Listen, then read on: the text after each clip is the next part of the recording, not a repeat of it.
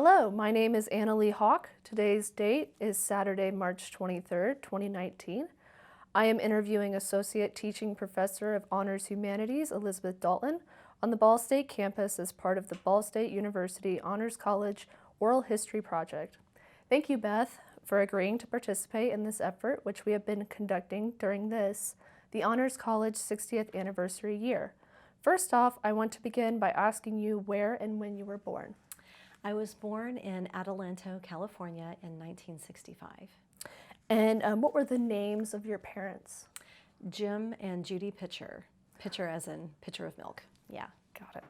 And then were there any siblings that you grew up with? Yes, I had two siblings. I had a sister named Molly. She was born 2 years after I was. And a brother, Jason, who was born 5 years after I was. So my sister's no longer living. I'm sorry to hear that. How would you characterize your childhood? We had a really nice childhood. I lived in California for about a year, so I don't remember California at all. And we moved back to Indiana when I was about a year old. And we've lived pretty much in the East Central Indiana area my entire childhood. If I were to talk about my childhood at all, though, I would talk about living in Moreland, which is where those are my memories. And Moreland at that time, it is a very small town now. There's almost nothing in it now. But when I was a little girl, there was a piano string factory there. There was at least one restaurant in town. There was a grocery store. And there was I believe there was a grocery store, but there definitely was a drugstore with the fountain colas, that sort of thing. There were 2 gas stations in town, and then my actual school building was in that town. So I had to walk from my home to that school building and back. It was a very old school, and it was torn down shortly after I left 6th grade. So. And then our schools were consolidated with Blue River, which is now in Mount Summit, or in the countryside outside of Mount Summit. So I lived I've joked about this with my friends. I grew up in the 70s, but I really think that our town was more like the 50s. You know, it was very small, very quiet. Many of the mothers didn't work. Our fathers got in their cars and they drove to work, or they worked, in some of the businesses in the area.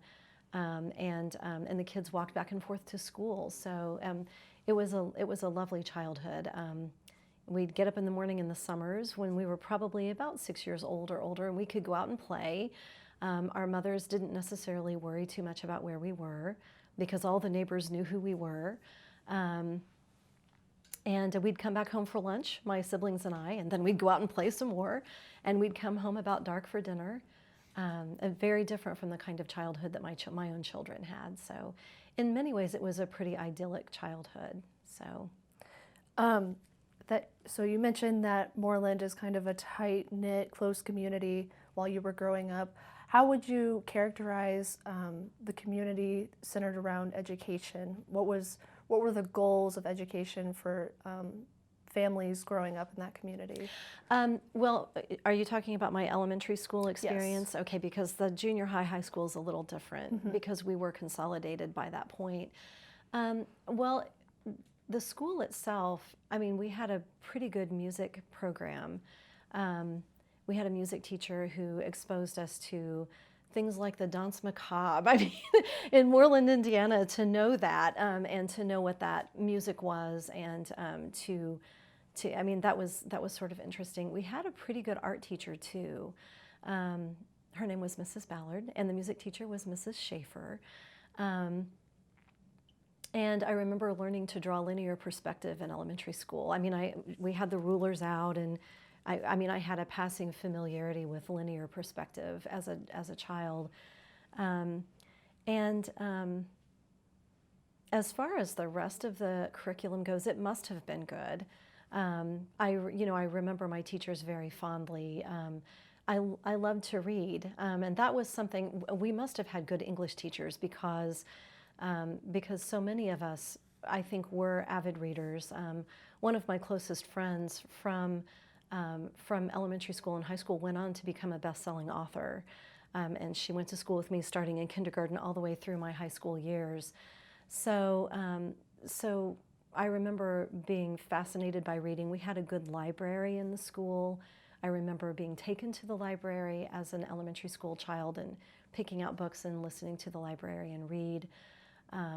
So I would say that the community was invested in the school. And I think that just from the reading I've done as an adult, I don't think that was atypical for the time period, especially in very small communities where the school was still in the community.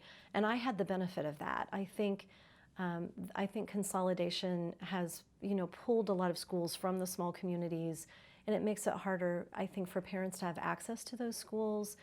The school is removed from the children to some extent. But I think that our community was incredibly supportive of the school. And there was a great deal of sadness when they took the school down, but it was so old. It was a beautiful old brick school building. I don't know if you've found pictures of it, but there are pictures of that old school building online. It was a beautiful old building, but it had some real structural issues, and it had to come down. So now every year they hold a fair on the premises, the Big Moreland Fair. It's very well known in the area, on the very same premises where the school once stood. So, yeah. Now, as you were transitioning into high school, was that strong expectation of education still there? Yes, I think so. Just based on my experience as a mother and and then as a child, I always think that transition from junior high to high school, from elementary school to junior high and high school, it's tough for the parents as well as for the students. And the teachers, I think, bear the brunt of that. I think the teachers often bear the brunt of that. But yes, I do think so. We had a very good school. There were strong teachers pretty much all the way through, from junior high all the way through my high school years. In particular, I remember we had an excellent English teacher. About the time I was a sophomore or junior in high school, she was very, in fact, it was my friends, the best-selling authors, that was her mother who was the teacher there. Her name is Dee Hartman, but she certainly interested me in Shakespeare. We kept journals in that class. I do remember that. We kept a poetry journal that I remember very clearly writing. So yes, I would say that the expectations were still pretty high. Again, for a really small community, I think they were really very high, and the school was very much supported by the community. And so this high school was Blue River, correct? Is. Okay. And Blue River Valley. Where is that located? Blue River Valley is right outside of Mount Summit. It's the mailing address is Mount Summit, Indiana, but it's on Highway 36 between Moreland and Mount Summit. It's in a very pretty location. It sounds beautiful, and it is. Yeah. So. And during high school, you mentioned Dee Hartman. Yes. Kind of. Starting that love or that passion of journalism. Were you involved with journalism classes or newspaper classes in high school? No, I was mostly, interestingly, I got a degree in journalism as an undergraduate, but I was never on the school newspaper. I was not particularly interested in high school in writing for the yearbook or the newspaper, but I did write at home. I was pretty much from the time I was a little kid on. Really from the time I learned to read on, I wrote at home. My parents bought me a little toy typewriter one year for Christmas, and I typed stories out on that where my friends and I were all, solving mysteries, that sort of thing. But Dee Hartman, I guess I should mention this too, had been an old friend of my mother's. And so from the time I was in elementary school on, I remember coming home from school and my mother and Dee were having coffee clatches in the kitchen or in the living room. They read books, lots of books, because a bookmobile came to my town every 2 weeks. It still does, to Moreland. And they would go, and my mother would collect grocery sacks full of books and bring them home and read them. She didn't have a job. She was still watching my brother, who was not quite ready for school. Most of the time I was in elementary school. So she and Dee were always reading and talking about books. So, So it wasn't a surprise in the end that I was also really fascinated with reading. And pretty much from the time I learned to read, I understood that books were something that you could talk about. They were things that mattered. And that was in part because of Dee, and definitely in part because of my mother. Yeah. Now, coming from a small town that, had bookmobiles and your mom and Dee kind of exploring books with you, how did that characterize the school, the college that you were looking for when you were looking for colleges? Oh, well, I mean, when it was very different for me than it probably was for you whenever you were getting ready to go to college. I don't think in my mind that I even knew I was going to college. Certainly in junior high, it wasn't something that crossed my mind very often. By the time I was in high school, and my grades were really quite good in high school, my parents were talking about it. And then I started thinking about it, but it wasn't sort of an expectation I had grown up with. And I don't know that I can speak for my classmates about this, but I don't know that it was an expectation for many of my classmates either. I don't know that I should speak for them, but it doesn't seem to me that it was part of our conversation in 7th or 8th grade, the way that it was part of my children's conversation in 7th and 8th grade when they were in 7th and 8th grade. So when it was time to go to college, when it was time to start looking at universities, I was really in the dark. I am a first-generation college student. Neither of my parents had gone to college. None of my grandparents had gone to college. I have an aunt who went, but I don't think she graduated. So when it was time to look for a university, I didn't know what to do. Our mailbox was just flooded with stuff.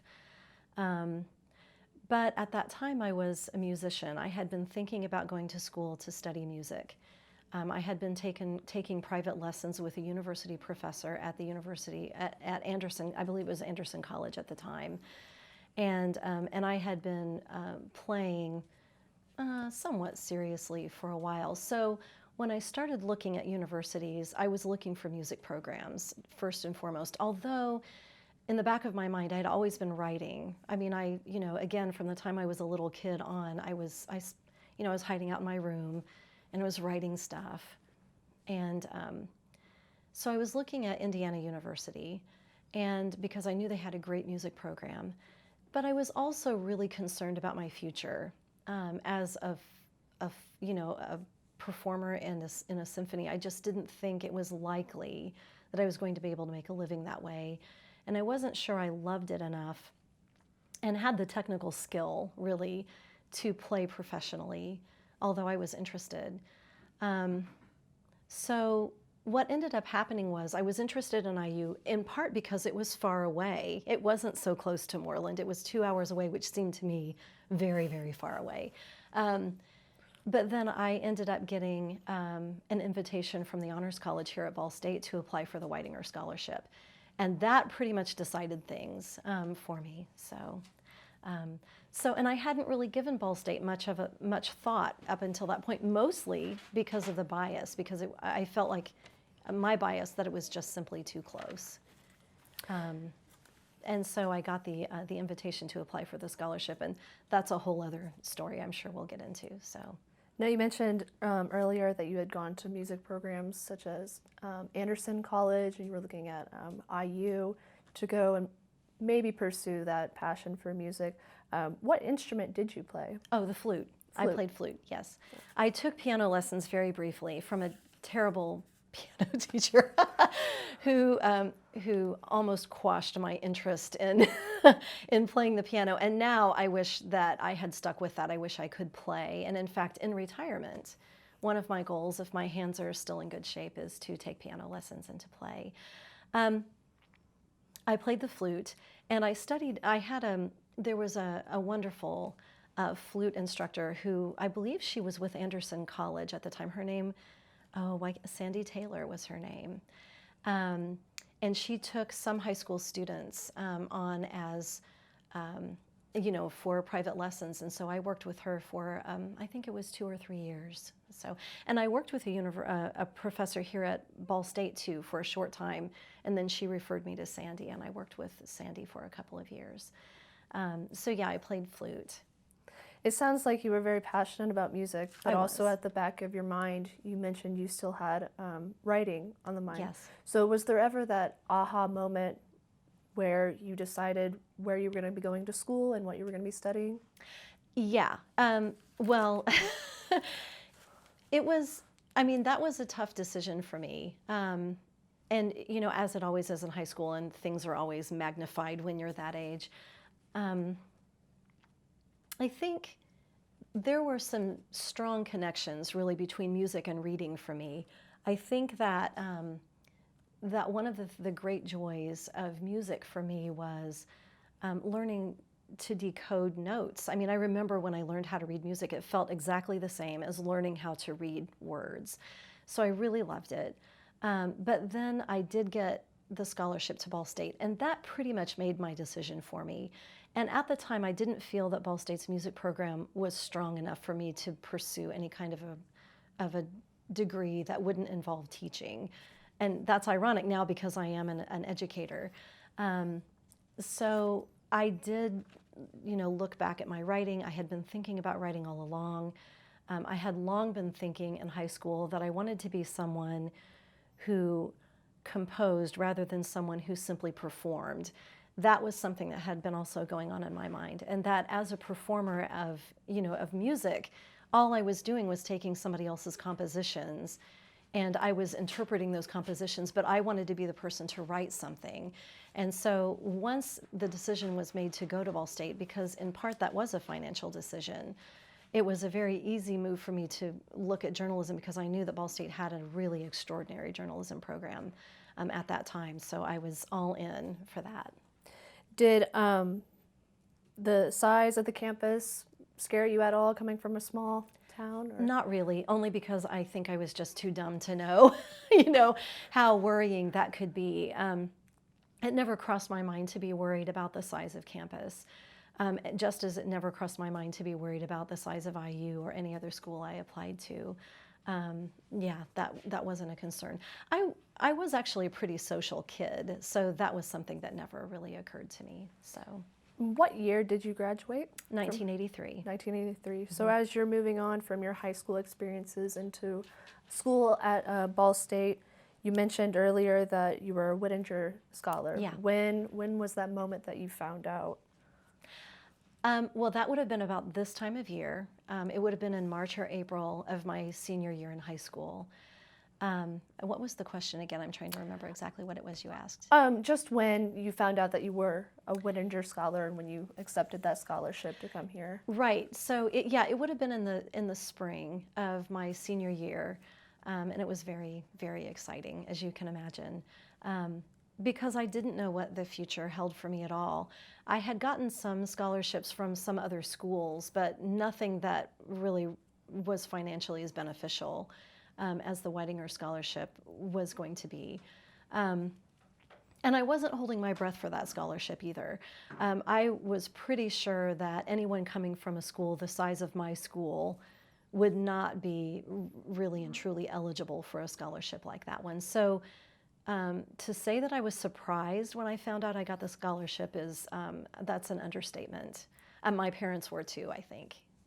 Yeah. When you received news of becoming a Whittinger Scholar, was this the stepping stone that led you on the path to accepting going to Ball State and the Honors College? Oh, absolutely, yes. Mm-hmm. What kind of reasons were you accepted, or what reasons or qualifications did you meet to get this scholarship? I think the process was pretty similar. It's similar to what they do now. I had to write a narrative, I believe it was. I had to submit a narrative that was part of the original application. So I was invited to apply. I wrote a narrative on my little manual typewriter. I was very proud of that typewriter that my mother and father had picked up for me somewhere. It was some kind of used enormous typewriter. And I submitted that. And then I came in for an interview, and I interviewed with Warren Vanderhill for that scholarship. And during the interview, we talked about all kinds of things, but what I remember talking about in particular was Mark Twain. And I had just finished reading, because it was sitting on my bookshelf, Mark Twain's Pudd'nhead Wilson. And somehow we got onto the subject of Twain, and we had a wonderful conversation. And I was very excited, because when I walked into the interview, I felt sort of like this was a futile effort. I just didn't think that of all the students who'd been asked to apply for the scholarship, that I would be someone who would be likely to get it. But then after I talked with Warren Vanderhill for a while about Mark Twain, I remembered thinking, I would like to have conversations with people like this often, and I would like to have these kinds of conversations often. After I was done with the interview, then I had to write an essay. I don't remember the essay. I don't remember what the topic was. I remember being, cowed by the whole thing.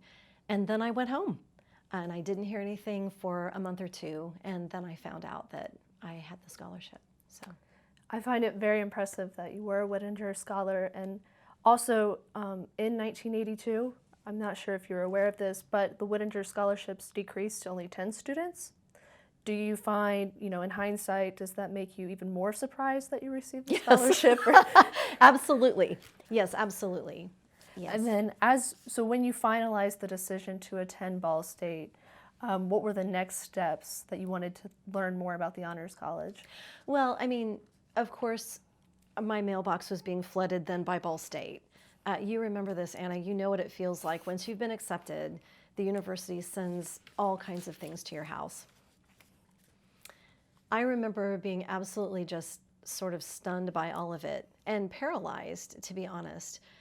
What I do remember is that, I was excited about this. I didn't have to take, and this is, in retrospect, as someone who taught English for many years, I don't know why I was so excited about this, but I didn't have to take any English classes.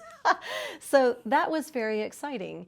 And I remember getting those credits. I had a letter where it told me I had tested out of whatever English classes. I remember being excited about that. I remember at that point, and of course I accepted to Ball State immediately as soon as I found out I had the Whittinger Scholarship. I still had held out dreams of IU because it was far away, but I also was very excited about the Honors College in particular, about the scholarship in particular. And so I was getting information from the Honors College about the residence hall I would be staying in, and I did stay in Botsford. So I was really excited about that. And then, of course, orientation, happens shortly after that. So. And then tell me a little bit about your reasoning for choosing journalism as your major. Yeah, I look back on that, and I'm curious about why I did that too. But actually, I'm glad I did.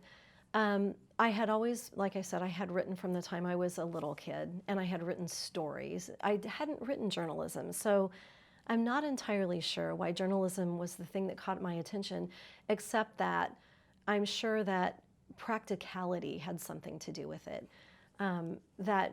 That even at 18, I understood that being a fiction writer probably wasn't going to be my way of making a living, that it just wasn't likely. And I had been interested in particularly broadcast journalism. So for a short time, I thought maybe I'd be interested in being an anchor person. And I knew I could write, and I wasn't really afraid of the camera.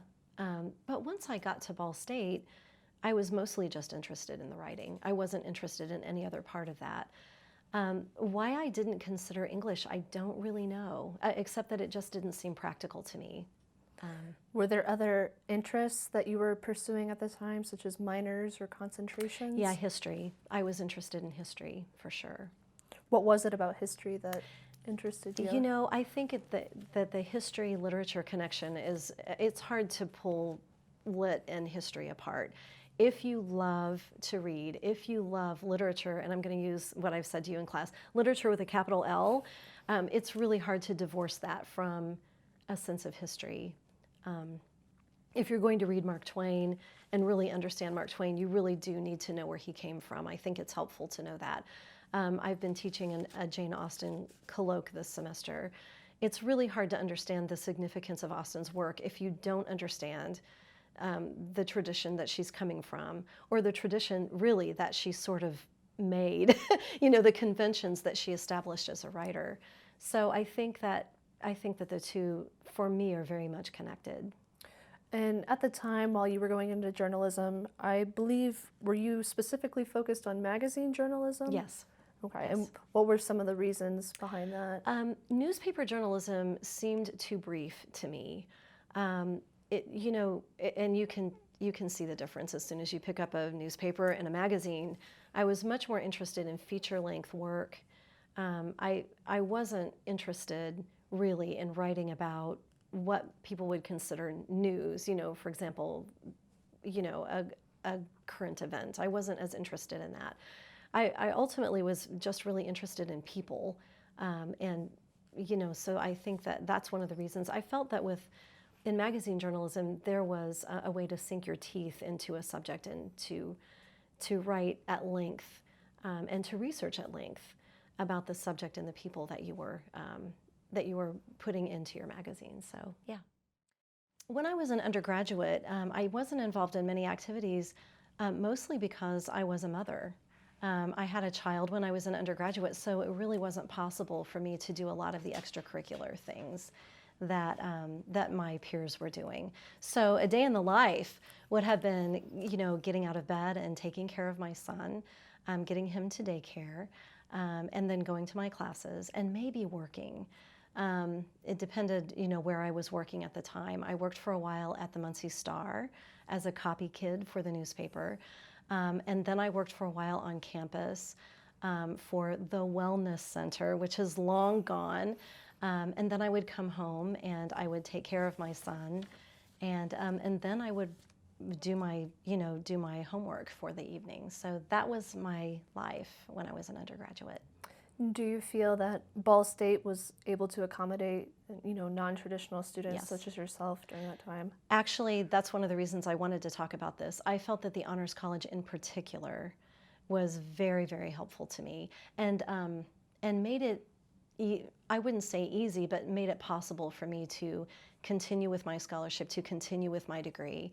I'm really proud of the fact that I graduated in 4 years and 1 summer in spite of all of that. So yeah, the Honors College really was helpful in that way. And I felt that I had people I could go to if I needed anything.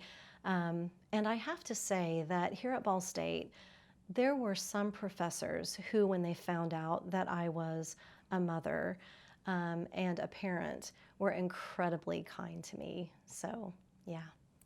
That leads us actually right into where, who were some influential professors, faculty members, friends that you had experiences with in college? Well, I've already mentioned Dr. Richard Wires. Yes. His class was the first class I ever walked into. So when I started as a freshman, my very first class was Honors Humanities 201, and that was intimidating. But I walked into a class, and there were a fair number of Whitingers in that class. So one of the things that the Honors College tried to do was to pull those students into a single classroom. And I knew this, and I was pretty sure I was the dumbest of all of us. So I was really intimidated. But he was a marvelous professor, and that was a marvelous class. I learned a lot from him.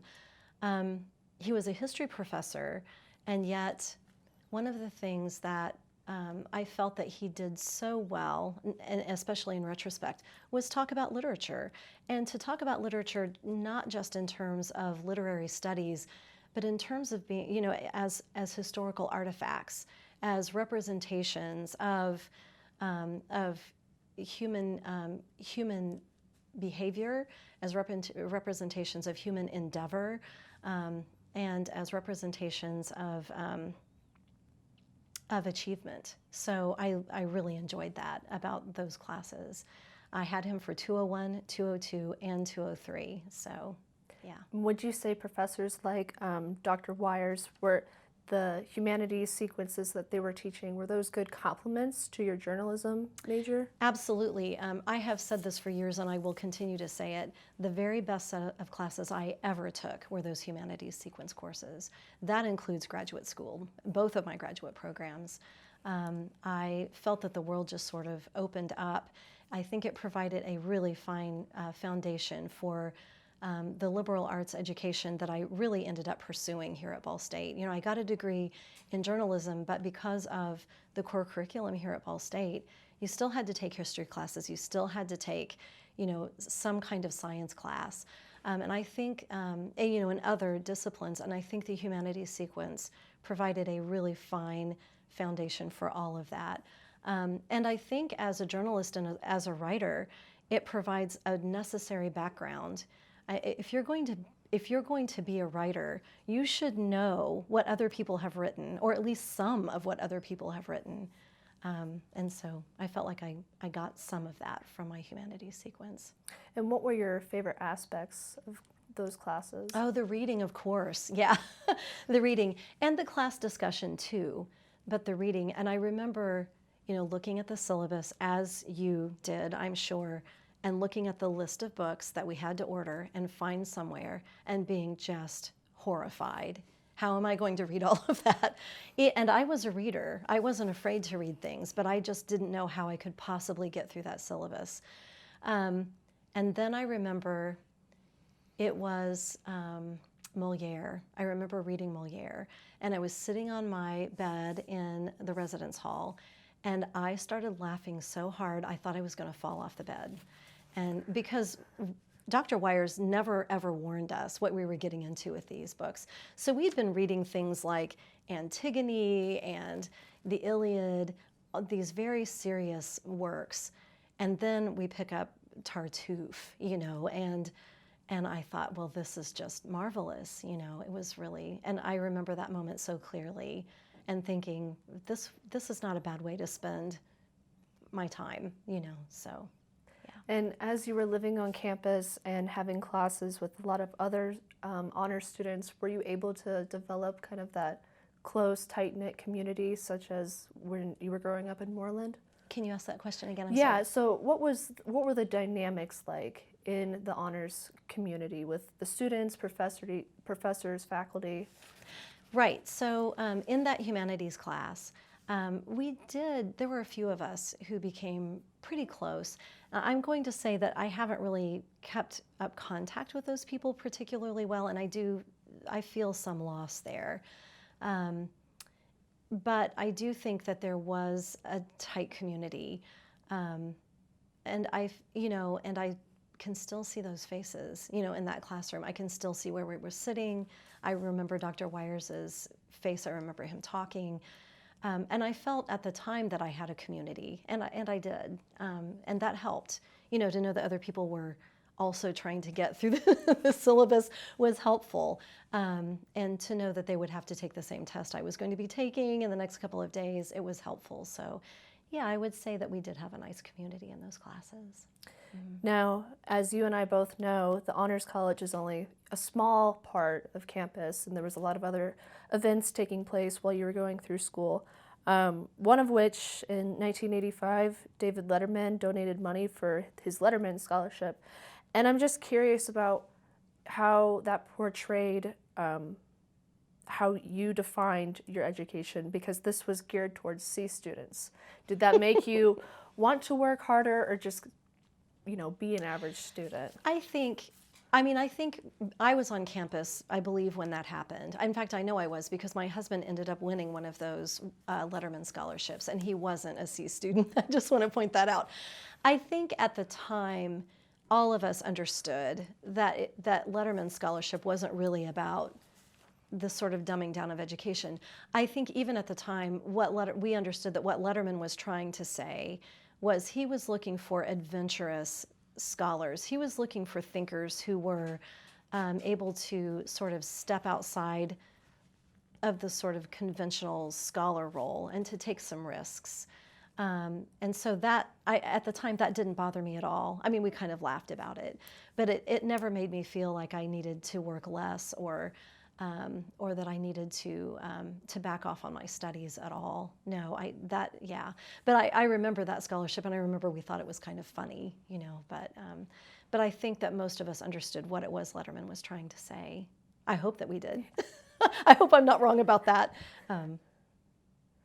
And then the following year, Dr. Arno Whitting in 1986 became the director of the Honors College, Yes. and also the dean.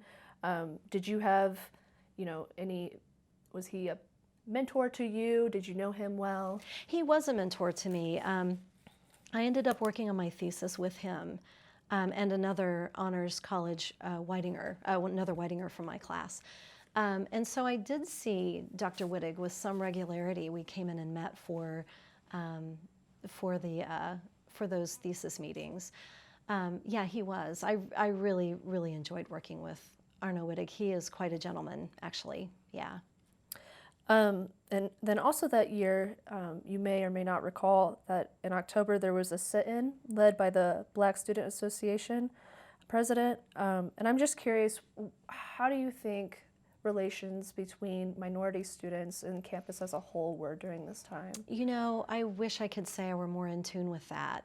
But because I was a little bit off campus at that point, I don't know. I do know that there was some conversation at that time about there was a white Miss Ball State. I don't think they called it that. There was Miss Ball State and there was Black Miss Ball State, I believe. I believe that's what it was called at the time. And I remember some discussion about that whenever I was an undergraduate and whenever, I think even when I first started teaching here, about why that should be, why there should be two separate competitions. That is the most I remember, I'm sorry to say, about that. Yeah. So do you think Ball State could have done more than to have more diversity and include people on campus? Oh, I think that we can say that probably across the board for most universities that were not specifically geared toward minorities at that time. I don't think that there was much attention paid to diversity at all. In fact, I don't remember much diversity in any of my classes, not just the Honors College, but in any of my university classes. So there was some, but I don't remember it being a goal of the university, and I certainly don't remember seeing that many different kinds of faces in my classes. So, do you think those goals have shifted over the years and there's more initiatives in place now? Absolutely. Yes, I do. I think we're making a much more conscious and conscientious effort to extend education to all kinds of people, and I'm glad about that. Yeah.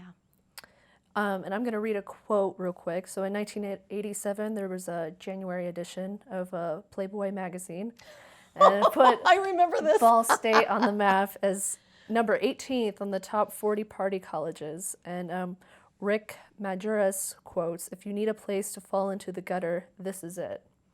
Wow. What were your thoughts on this? What were you saying? And what was his role at the university again? Do you remember? You know, I am not sure, but I'm trying to remember who he was. He was the basketball coach. And he wasn't fired for that. Okay. I do remember. What was your question? my question just was, do you feel that this was an accurate representation of Ball State at the time, or do you think that we were unfairly portrayed? I think we were unfairly portrayed. I think there is plenty of partying going on at universities, again, across the board. And I think Playboy magazine's attention to Ball State, it's not a surprise when you think that at the time, and even now, we have a huge teachers college, and a lot of really attractive young women are going into education. Ball State seemed, I think, to be a pretty natural place for ventures like that to maybe, it would draw their attention. I think it is unfair. I think that there were parties here. I'm sure people had a great time while they were here at the university. I don't remember. I was not part of the party scene. What there was of it. I don't think that there was anybody at the university, at least undergraduate-wise, who was much offended by the Playboy statement. We all thought, again, we thought it was kind of funny. But looking back on it now as an instructor, I'm kind of offended now. I'm more offended now than I was at the time, but I was pretty young at the time. So what I am really surprised about is that the basketball coach said that. That catches my attention more now than it did at the time. I'm not sure I ever heard that quote before.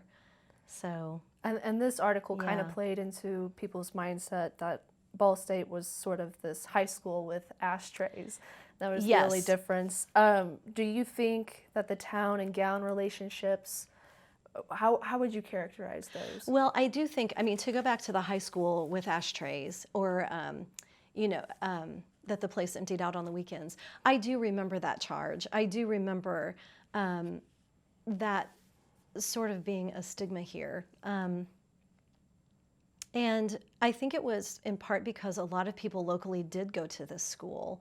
And it was one of the reasons originally I didn't want to come to Ball State. And that's not really a good reason for not wanting to come here. And what was your question again? Because I'm thinking about that. What were the town and gown relationships like at the time? Boy, I wish I could say I knew. I don't really know. I don't really know what the relationships were then. I don't know how the community felt about Ball State, the Muncie community felt about the university. I do know that, and I've mentioned this before, that there were more places, it seemed to me, for college students to be recreationally when I was an undergraduate. There were places you could dance. I don't know, do you even have that now? No, I mean, there were at least 4 or 5 places you could go in town to dance. There was King's, there was Butterfield's, there was a place that had a 50s theme, but the town did accommodate and made money off, of course, college students who were old enough to go to a bar, pay a cover fee, and go dance for the evening. But I don't think you have that off of campus anymore. Yeah. So, yeah, I'm sorry for that. So that was a little different than it is now. But other than that, I don't really know what the community response was to the university. What was it that you found distinctive of the Honors College at Ball State? Well, I think that one of the things that happened at the Honors College was that we did have smaller we were guaranteed smaller classes. And there was some level of discussion that was expected too. It wasn't a class where you usually just sat and listened to someone lecture. And I didn't mind lectures, actually. I just want to go on the record when I say that. I thought lecturing was a pretty fine way of delivering information. And there were some professors who did an extraordinary job of it, and I was the beneficiary of that. In fact, I consider myself pretty lucky that I was able to sit and listen to people like Arno Wittig or Dr. Vanderhill come into a classroom and tell us what they knew. That was really wonderful. But in our honors classes, there was the expectation that we would be contributing to that conversation to some extent too. And I enjoyed that. I also felt that I was getting a humanities-based education through the Honors College that I'm not sure I would have picked up anywhere else. And in fact, I mentioned to you that I tested out of my English classes. And what I should also mention is that I graduated from this university without ever taking a single English class. So I'm not really proud of that, to be honest with you. I think that that's not right. And I think that because I took the humanities sequence, I was exposed to literature in a way that I wouldn't have been if I had simply come here and gotten a journalism degree and walked out of this university. So it gave me that humanities background that I think I would have missed otherwise, and what a shame that would have been. I do feel very strongly about that. Do you think the journalism sector could have done better at preparing students with English courses? No, I don't think so. I think that's where the core curriculum really needs to step in. I don't think that that's necessarily the purview of the journalism program. The journalism program was really excellent, and I had great professors in that program too. people who'd been out in the world, who had worked as journalists. Boy, I remember the first paper I turned into my journalism class. I mean, I was used to people handing my papers back and saying, oh, great paper. But I got back this bloody thing from my journalism professor. And when I got done being angry about that paper, and I saw what she was marking out and I thought, boy, I've got a long way to go as a writer. I learned so much in my journalism classes. And my journalism classes also did something that I think was really valuable to me as a writer. And that was my journalism classes made sure that I had an audience at some point as a writer. I wasn't just writing for professors, but I was writing for people who weren't necessarily in the university community, but people who were outside of the university community and who might hold me accountable for some of the things I wrote. So I really loved that about the journalism department. Who were some of the notable journalism professors that you had? Well, I'll tell you the one that I remember. There are two in particular. One was, and I don't even know if she was ever a full professor here, her name was Sandy Spizak. I believe that was her name. And she was the first journalism professor I ever had. And boy, again, she was merciless with a pen. You know, I don't use red ink on my students' papers, but back in the day, that's what professors used. And it was a bloody mess when I got that paper back. But she worked the kinks out of my writing pretty fast. I mean, I learned within probably 2 papers, you know, how to write concisely, how to paint a picture pretty quickly. There was no dancing around. And then the other one was Hank Newer. I don't know if Hank Newer was, again, a full professor here. I think he was probably not. But he was an interesting guy. I don't know where Hank is now. But he was very much a practitioner. As a journalist, he had for a while lived, I believe, in a camper, a shell in the back of his truck and traveled around, and he lived as a freelance writer. He wrote for things like airline magazines. He wrote for everything. But he taught us how to be, if we wanted to be, freelance magazine writers, if that's what we wanted to do. He worked with us on features.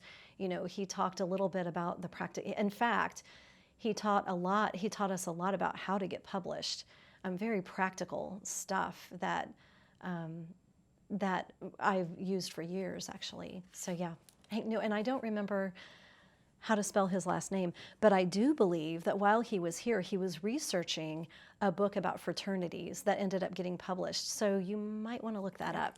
Yeah. So were a lot of your friends a part of the journalism Yes. classes or honors classes? Yes. So they were part of both at the time? In some cases, both. In some cases, they were both. There's a young woman in particular who was both an honors student and a journalism student, and I'm still Facebook friends with her today. And I have another friend who was a PR major, and I'm trying to remember if she would have been a journalism student. I mean, I don't know if that fell under the heading of, now it's in the communications college. I don't remember how that worked back in the day, but yeah. Would you say that with those friendships you were able to push each other through the program? Through the journalism program Yes. in particular? Yes, I think so. There was a competitive nature to that. I mean, there were people who were forever getting internships at, you know, New York magazines. I'm trying to remember which ones in particular, but there were several of my peers who went on to work at magazines like Cosmo, and I'm trying to remember what else. Redbook, I think, was still being published at that time. And then, of course, there were newspapers then too. Surprise, surprise. But you know, you could work for the Ball State Daily News. You could work as a copy kid at the Muncie Star. You could do internships at newspapers in Anderson and Muncie or any of these small towns.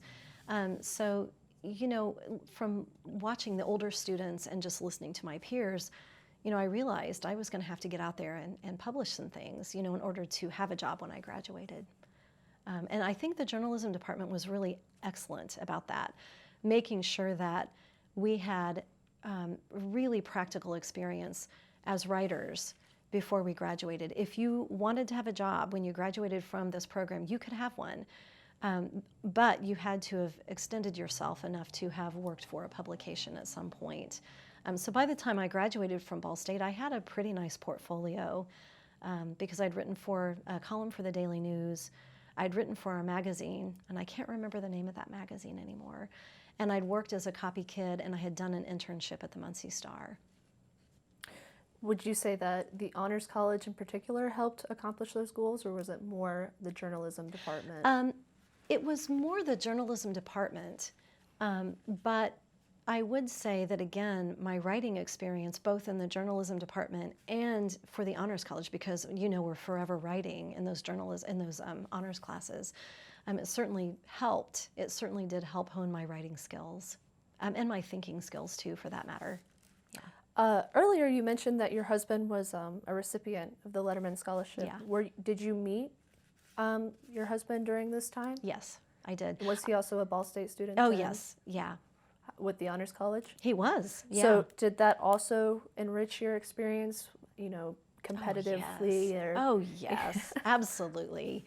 Yes, I have to say that, first of all, I really like smart people, and and my husband was and is a smart man.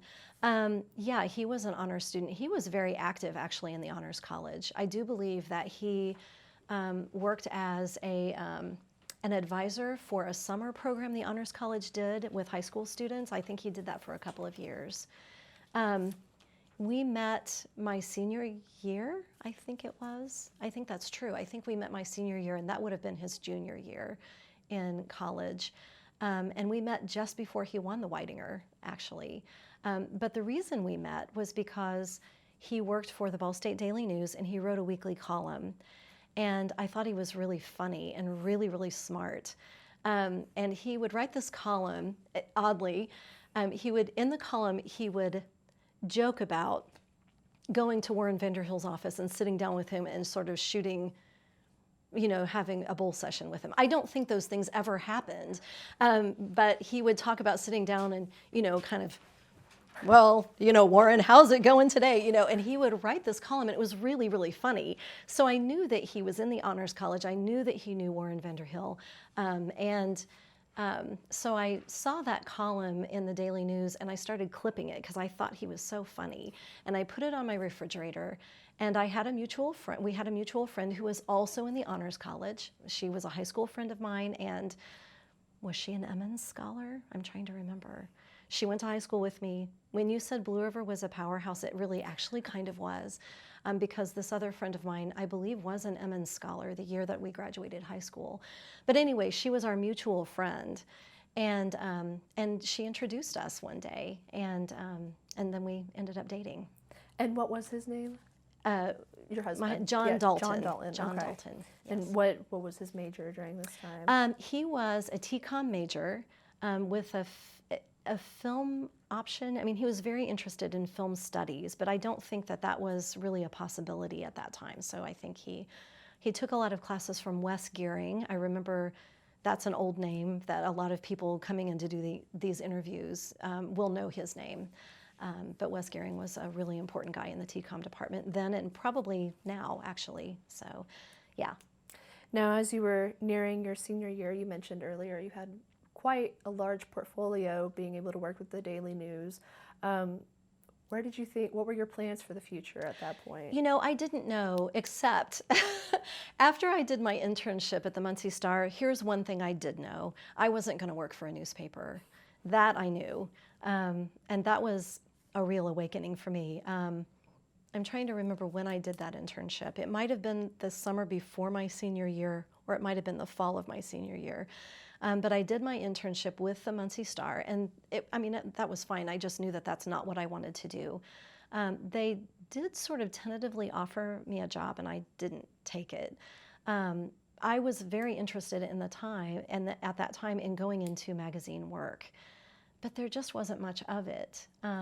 So I was hoping to get a job at a magazine, and I knew that if I couldn't do that, public relations was another option that I could get into, and that's eventually what I did do.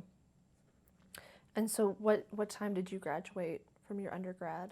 I graduated in 1987, in May of 1987. Okay, okay. And then after you graduated, what did you continue to do? Well, I ended up getting a job actually at Ball State. I worked for Public Information Services here at Ball State, which involved writing press releases, actually. We called it a beat. I worked with several different colleges. One of them was the Teachers College. The other one was the Business College, and I can't remember what the third one was. But it required me to be a little bit familiar with what professors were doing in those colleges, and then to write press releases about them. And again, because newspapers aren't really a thing the way that they were now that they were then, we would send those press releases to places like the wire services like AP, UPI, to the Indianapolis Star, to the Muncie Star. And ideally what should have happened was those reporters would be interested enough that they would call and talk to those professors and interview them. I mean, that really is the ideal. But what ended up often happening was that they would actually just publish the press releases. So that was another way of getting published, although that wasn't really the intention behind those press releases. We were hoping that a reporter would be interested enough to come in and talk to these, our professors on campus. And so were you directly affected by the Ball Communications Building being completed in 1988? Not really, no. Okay. Not Did that I you can see recall. any advances for, new opportunities for other students in that area? No, no. I wasn't paying too much attention, to be honest with you. Yeah, I don't really know much about that. So during this time frame of 1987 to when you went on to graduate school in 1991, how would you characterize the growth of the Honors College? Between the time I left and the time I came back to the Yes. university? Oh, wow. I don't know. I'd have to think about that for just a minute because I'm not sure I thought much about it, to be honest with you. I knew that Arno Wittig was here for a lot of that time, and then he wasn't, and then he was. I do remember that because he finally left the position and then came back as the dean. I do remember, I guess what I do know is that the Honors College, I think, had gained some traction in that time because when I was an undergraduate, especially when I interviewed for the Whitinger Scholarship, the Whitinger office was in the business building, and then the honors office was in the business building, and then they moved over here to Burkhardt, I think. I think that they were housed in Burkhardt. But by the time I was teaching contract for the English department, the Honors College had its own digs over in Carmichael. That's what I remember. I don't know when they got that office space. I'm not sure when that happened, but I do know that there had been space sort of carved out for the Honors College that it didn't seem to me that the Honors College had before. Yeah, so it seemed like the Honors College had gotten some traction at that point, but I don't really know much about it, really. And then when during that time did you realize you wanted to pursue graduate school? So I graduated in '87, and I believe I came back to grad school in 1990. I think that's right. I was home with my daughter. I had had a second child, and we lived in Minnesota. So my husband took a job after graduation. When he graduated, he took a job in Minnesota, and I followed him there. He worked for a television station, a network television station up there as a photog, and I stayed home. And I started writing again. We were so poor, but we bought a Mac computer, one of the really old Macs with a screen like this big. And I wanted to write a novel, and so I did. And I started writing short stories when I wasn't taking care of kids and cooking dinner. And then he ended up getting a job here at Ball State. And we came back about a year and a half later, and that's when I decided to go back to school. I was working at Ball Memorial Hospital in their public relations area, and I just thought, I don't really want to do this. I really do want to write, and I want to get a degree that's going to help me become a better literary writer. And that's when I decided that I wanted to go back to school. So. Could you explain a little bit some of your experiences when you were a publications assistant with the Ball Memorial Hospital? Okay, so at Ball, when I was at Ball Hospital, I'm trying to remember what I did. Oh, that was kind of fun, actually. I put together the in-house publication there. So there was a publication that was just distributed to doctors and nurses within the hospital. And so I was the one who wrote that and who did the layout and design for that. And Lord help us all, I know very little about layout and design. But I learned then I had to paste stuff up. You know, you literally had to wax the articles and you had to paste them onto a board. And then it had to be sent to a printer to print that stuff. So I learned some things about the hospital and about some of the doctors and nurses there. That was fun. But one of the things I remember learning the most about, and what was most fun for me, is that we had just gotten a very young new typesetter who came into work about the same time I did. And I was pasting stuff up, and she looked at me one day and she said, "You know, Beth, you really we don't have to do this anymore. We can do all of this on the computer and print it out." And I said, "Well, how do we do that?" And she said, "Well, let's just figure it out." So I sat down with her and we figured out, and when I say we, I mean mostly she, figured out how to design a publication that didn't have to be pasted up. Now, this made my boss very nervous. Because I think that they suspected that we were not doing enough work. I don't know. It looked a little maybe too magical at the time. But that was at the very beginning of this, when we were starting to come out with this publication software that I haven't really kept up with. But I do think one of the things I was happiest about with that job is that we transitioned from that old-fashioned, cutting stuff out with an X-Acto knife and literally cutting out the headlines with an X-Acto knife, running it through a wax machine and pasting it on a board. We went from that to doing all of the design work, in a computer and then just printing the sheets off. It was amazing. I mean, it did feel magical. It sounds as though you were quite instrumental in the software efficiency that was going on Well, there. I don't know that I am instrumental. I was just willing. I think our typesetter was very instrumental in it, yeah. But I was certainly willing to learn it, so. Yeah. Did that affect your hopes or goals for your education at that time? It did. I was, I've always been interested in the printed word, so that was fascinating to me. And of course, the PC, was a relatively new thing. Don't laugh, I know you're really young. It was a relatively new thing, so it was all kind of magical. It was all kind of still a toy, they felt like toys to us. And so that was interesting. The fact that you could write an entire book on a computer and never touch the pages, and even better, you could go back and if you wrote this really crappy paragraph, it could be gone, by hitting a button. That was amazing. It was just amazing. So yeah, it was fascinating to me.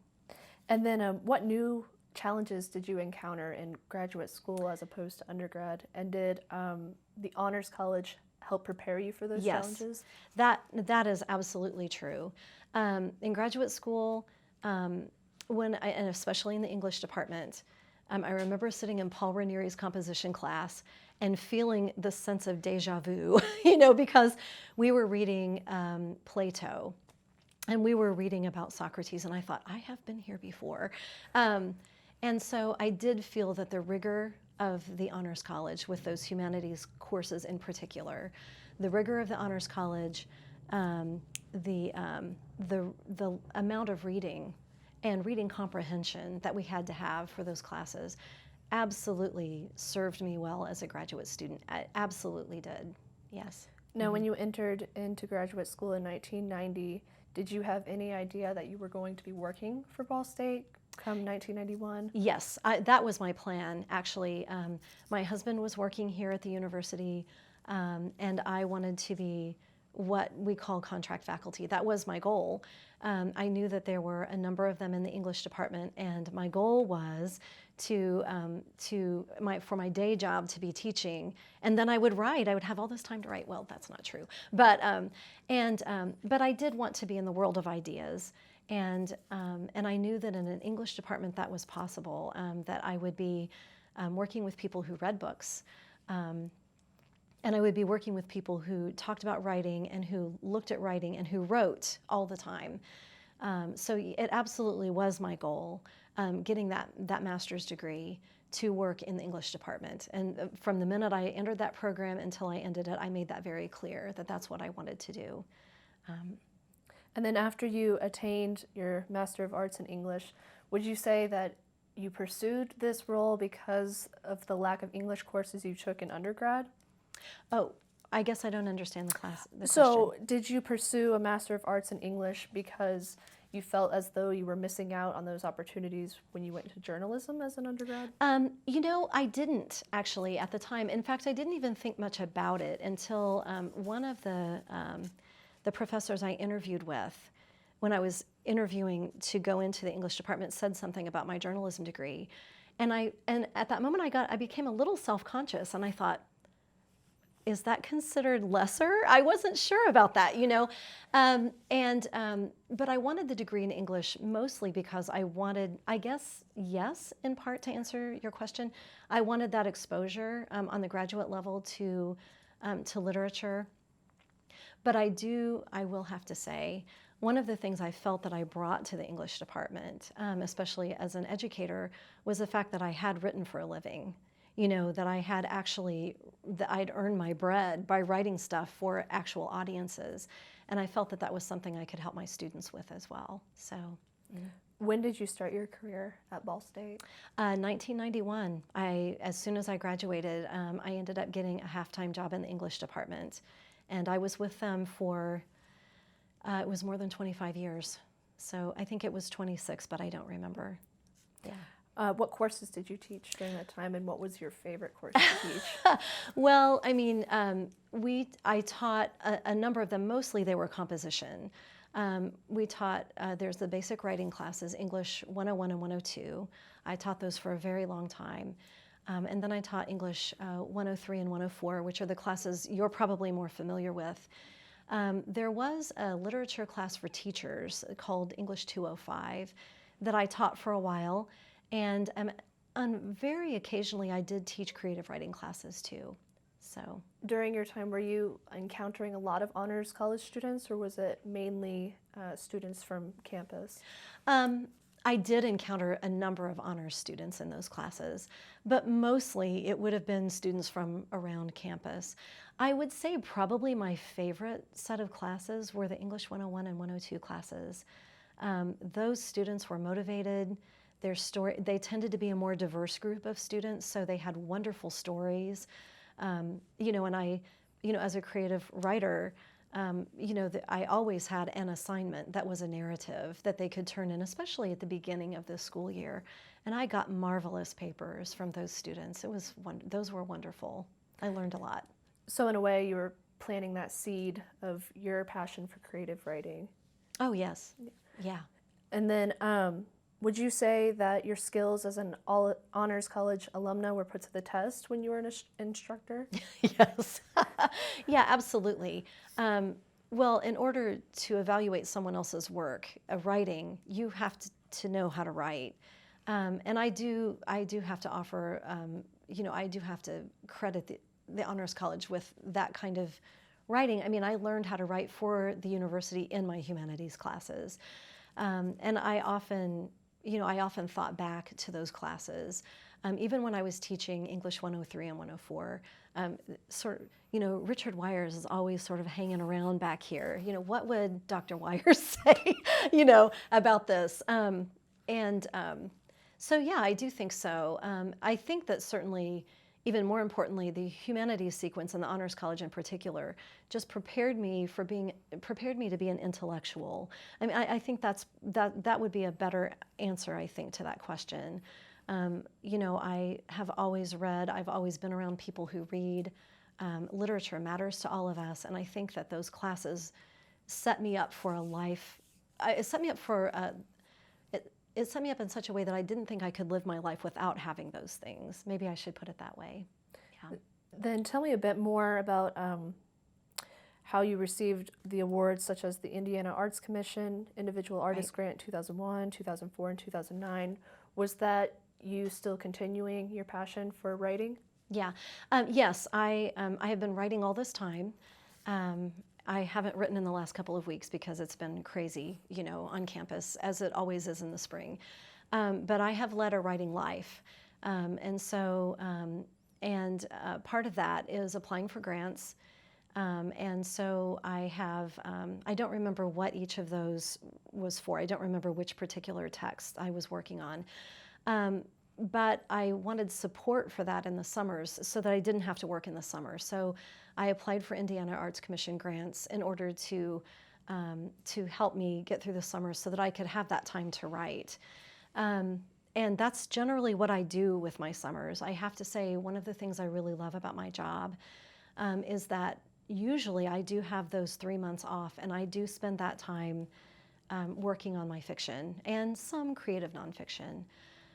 So I've written, some novel-like things. I've written collections of short stories. And I haven't had the novels or the collections published, but I certainly have had the stories from the collections, some of those stories published, which has been great fun. So, yeah. Now, being that you've been an instructor for 26 years, what are some of the changes that have occurred throughout, campus as a whole and the Honors College directly that you've seen? Throughout campus as a whole, one of the things that has been, that very much affects me is the rise of the contract faculty, the numbers of us in departments like the English department. And this is, I think, it's one of the big controversies in higher education, what to do about departments like the English department or the math department that hire people who don't necessarily have terminal degrees, but may have terminal degrees but are not considered full professors at the university. So one of the biggest changes has been watching this sort of the university change so that there are more people like me on campus now than there probably were when I started. People who aren't tenured and will never be tenured. I'm not tenure track. I will never be tenure track. And I walked into this knowing that. I walked into the job knowing that. So that's one of the things that's changed. In the Honors College, I've had the real pleasure of watching the Honors College become a very big force on campus. With the efforts of all of the former deans, but also with Dean Rubel, getting the house, the honors house that we're in now, upgrading the residence halls, which honestly, when my daughter started in the Honors College, I don't remember how many years ago, maybe close to 10 years ago, she was living in the same residence hall I had lived in, and it hadn't changed much from the time that I was there in 1983.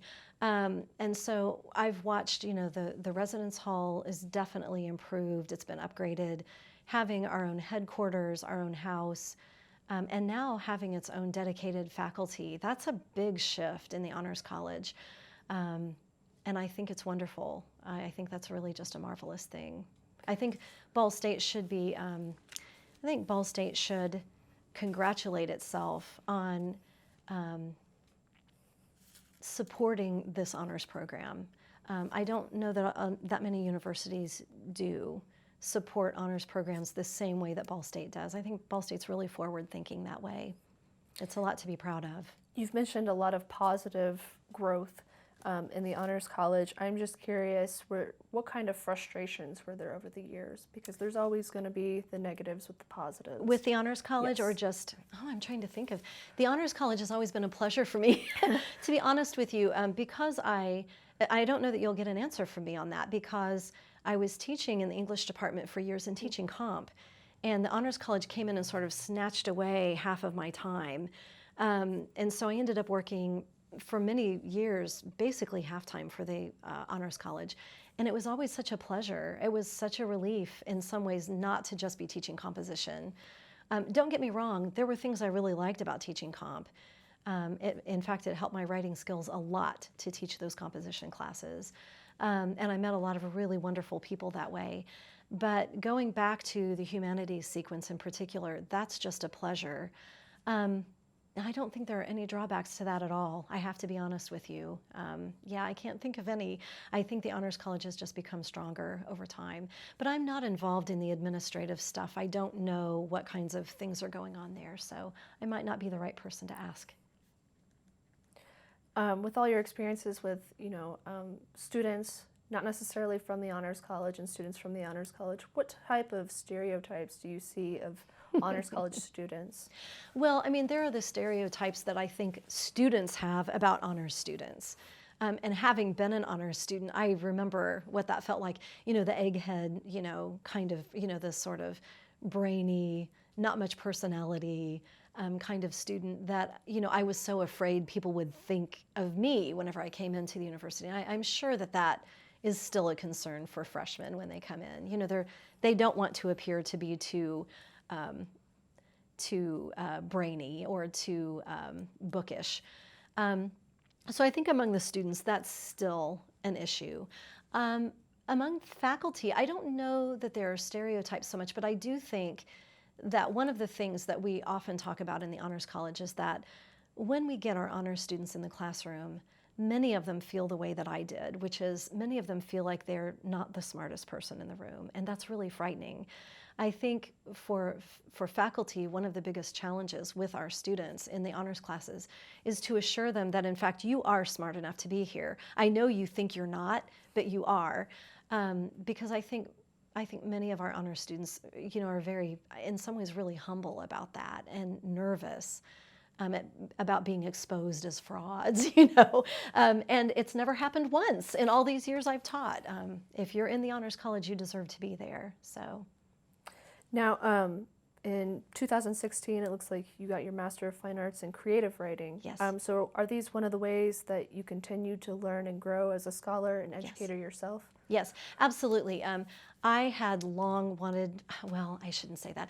I had long debated getting that degree because for creative writers, there are two routes you can go, especially if you want to stay in a university environment. You can go on and get a PhD in creative writing, or you can get an MFA in creative writing.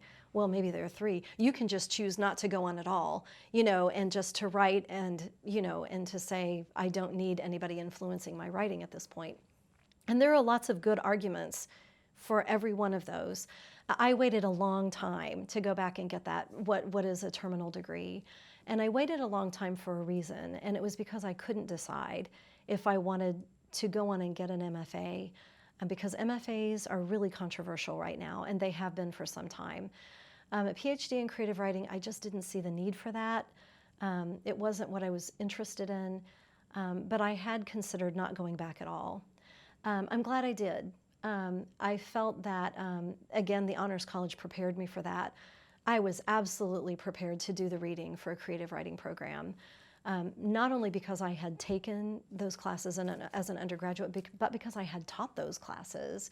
So when the director of the program said that we needed to read T.S. Eliot's The Wasteland for our MFA program, well, I didn't question that at all, although some of my classmates did. Why are we reading T.S. Eliot? And I said, why aren't we reading T.S. Eliot? It wasn't intimidating at all to me at the time. So I did feel that my honors experiences had definitely more than prepared me for that program. And then also that year in 2016, you were awarded the Vanderhill Teaching Award. Yeah. And I know that you've said that he was very instrumental in your life as well. So how much did that mean to you to be awarded that? It meant a lot to me. That I'm about as proud of that award as I am of anything else that I've gotten as an award. Yes, because that came from honors students too. It came from the students who are being subjected to the same to the same drill I was subjected to as an undergraduate. So that's exciting. And not only did they not hold it against me, but they actually gave me an award at the end. I was very proud of them. I mean, I was very happy and very proud of that award. Yes. So did this lead into your current job as an associate teaching professor? Yes. Yes. I got my MFA in creative writing, and almost immediately after that, I was hired to be a faculty member in the Honors College.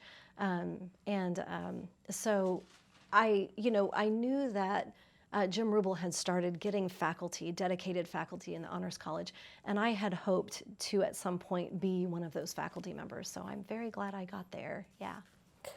And then what are your roles and responsibilities currently with? I teach humanities primarily, and then I teach a number of colloques as well. So, and most of the colloques they involve literature. So I mentioned earlier, I'm teaching a Jane Austen colloquium right now, and I just took a group of students to England as part of that. I teach a Rome colloque. I had team taught that with Jim Rubel for a few years. He was a classicist,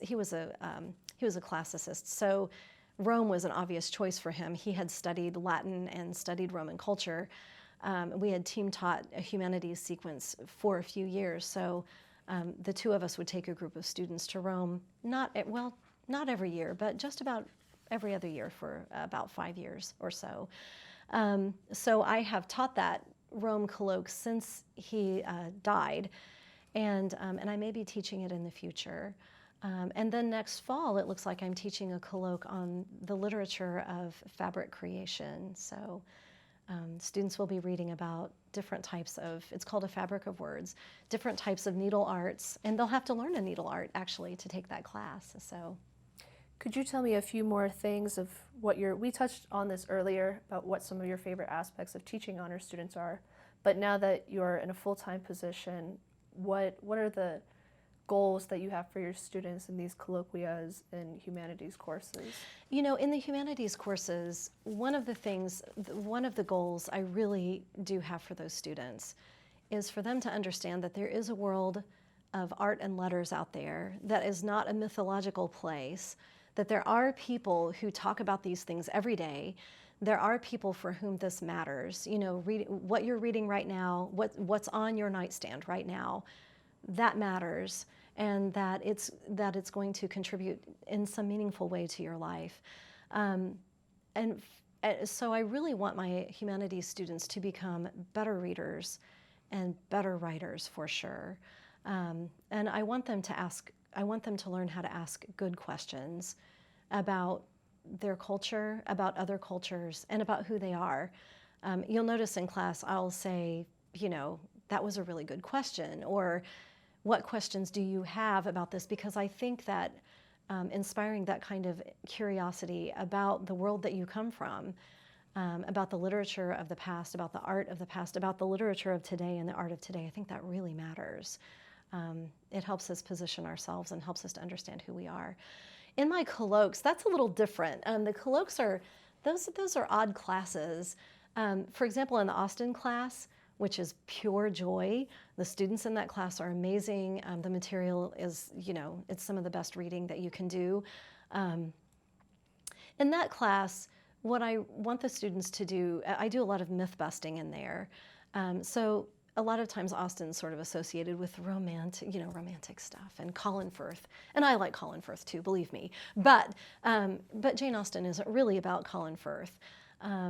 So one of the things that I try to do in that class is to help the students see that Austen really was sort of carving out a particular kind of literature in her day. And it wasn't just about falling in love. It was about women. It was about women and how women of a particular social class were to survive because there weren't many options for them. Austen knew this perfectly well. So I want my students to see that, and so they have a historical sort of connection to. And then whenever we went to England a couple of weeks ago, and they saw the places where Austen had lived, I think they had a better understanding of her life. I hope, you know, so. And it looks like you were also part of the search committee for Dean Emmert, Yes. who's our current dean, who was, I believe, took that role in 2017. Yes. How could you characterize him for us? Oh, Dr. Emmert? Yes. He's very genial. Yeah. I think, you know, the dean always sets the tone, especially since we have a dean and not just a chairperson, you know, not just a department chair. It sets the tone for the whole office. And we have a pretty nice, close office over there, and I think he sets the tone for that. Actually, before he became dean, he traveled all the way down to Louisville and attended my graduation at my MFA ceremony, which I thought was really impressive and sweet, because it was really out of the way. But he and his wife came to my commencement, which I thought was really, really nice. No, I think he's a really kind man. I think that he wants to let the Honors College continue to inspire students to do new and different things, to take risks as scholars. So, yeah, I think he's doing a fine job that way. Now, as you're reflecting on your own experiences as an Honors College alumna, how would you characterize the community feeling of the Honors College versus, then versus now? Well, as a faculty member, it's a little different, because I can see behind the curtain a little bit more than I could as an undergraduate. I think as an undergraduate, I was just so astonished by all of it. I'm not sure what I thought about the community of the Honors College. Warren Vanderhill was a very big presence. So whenever I thought of the Honors College, I thought of Warren Vanderhill. That was just the person who came to mind. And then add Arno Wittig to that. So for me, that's what the Honors College was, with those two men and their big personalities, really. And boy, I don't know that you'll find a better red man than Warren Vanderhill. Probably Arno Wittig too, actually. But Warren read everything all the time. But now I see we have a faculty, and we have staff in that building. And everyone in there is really, really smart. Everybody, and we work together really well. And so I think, everyone's birthday is celebrated in that office. In fact, I always joke with people that it's a happy office when there's always food in the kitchen.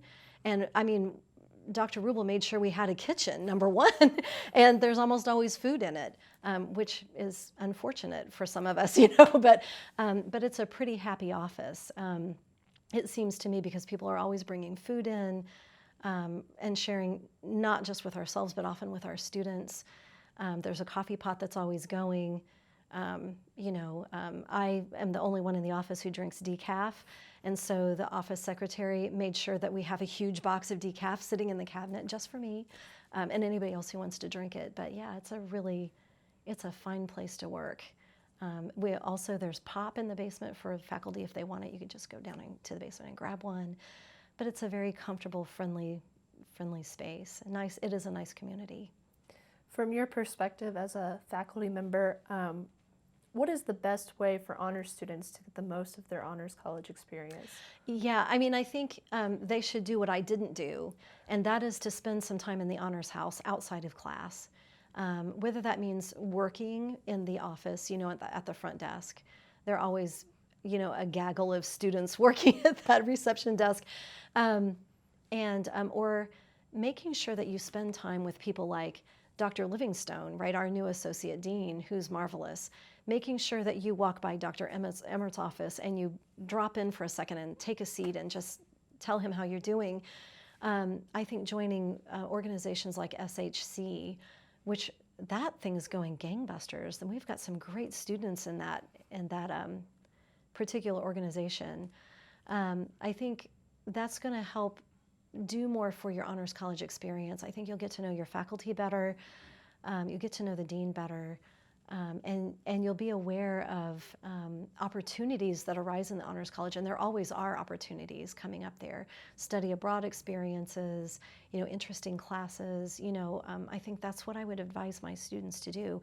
When there is a Christmas luncheon, go to that Christmas luncheon.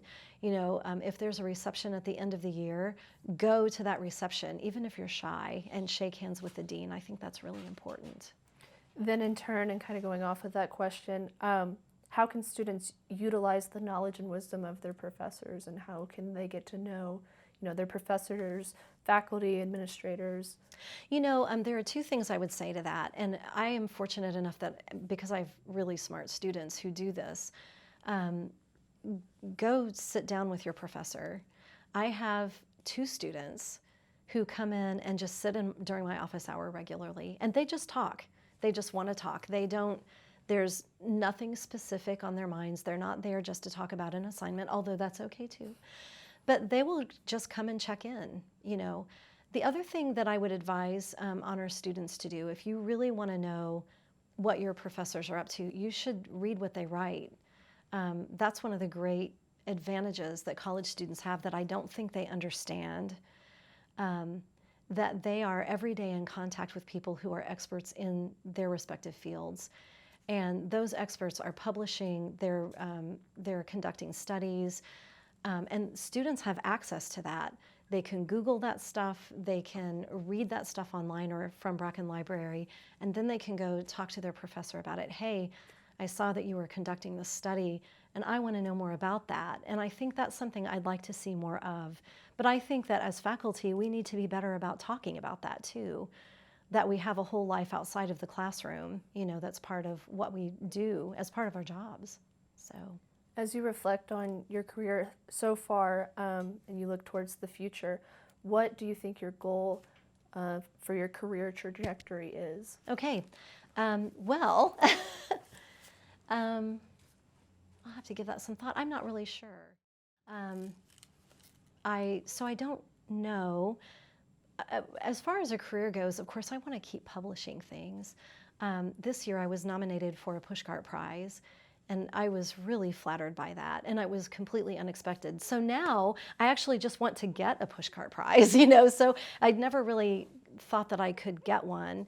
I never thought I'd be nominated for one, so one of my goals is to keep pushing for that. I would love to get a book published, a novel in particular, but boy, I don't know, the publishing industry is so messy right now, particularly for fiction. In terms of teaching, I know that we're talking about some curriculum changes in the humanities sequence in particular. I want to see that through with some grace. And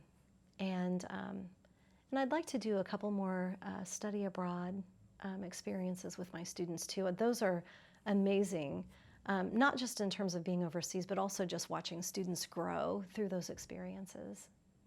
So do you think that you'll ever want to retire, or do you want to just continue teaching until you find the right time? I do want to retire. I have grandchildren, and I can see down the road that I will want to spend more and more time with them. Probably about the time they'll want to spend less and less time with me. You know how that happens. But I do want to retire eventually, but I'm not in a hurry to do so. But I don't see a retirement where I'm not constantly reading, where I'm not constantly writing, and I think I would miss my students. And it's only been very recently that it's occurred to me that I might actually really miss the classroom. And I've always known that I would miss the students, but I didn't know if I would miss the classroom. But I have to say, especially since going to the Honors College, where my office hours are almost never empty. There's almost always someone sitting in my chair, in that chair, talking to me during the office hours.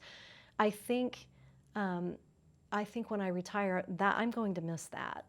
In fact, I know I will. My life will be a little smaller when it happens, I think. So I'll have to give a little more thought to when that's going to happen. It may be later than I originally planned. So this question kind of goes off of that. As you know, you've been reflecting over the past 26 years, your career as an English professor and now the Honors College. What does the Honors College mean to you? Well, I mean, I don't think it's too much to say that it means just about everything. I mean, it's because of the Honors College that I ended up getting the education that I got. It's because of the Honors College well, honestly, that I'm still here, to be honest with you. I mean, I don't know that I could have taught composition alone for 26 years without having, you know, humanities to also teach. You know, those were just delightful classes. So like I said, I don't think it's too much to say that it means just about everything in terms of my career and my education. And as we're wrapping up our discussion, are there any last topics or comments that you would like to discuss that we haven't? Yeah, I mean, I'm going to add to the question you just asked. It also means my husband. I met my husband through the Honors College as well. And we've been married, is it 31 or 32 years now? So, yeah, so no, there really isn't anything else I'd add to that. Well, I'll have one last question for you. So, as you reflect upon your life experiences and the wisdom you've gained over the course of your life, What advice, if any, would you give your college-age self?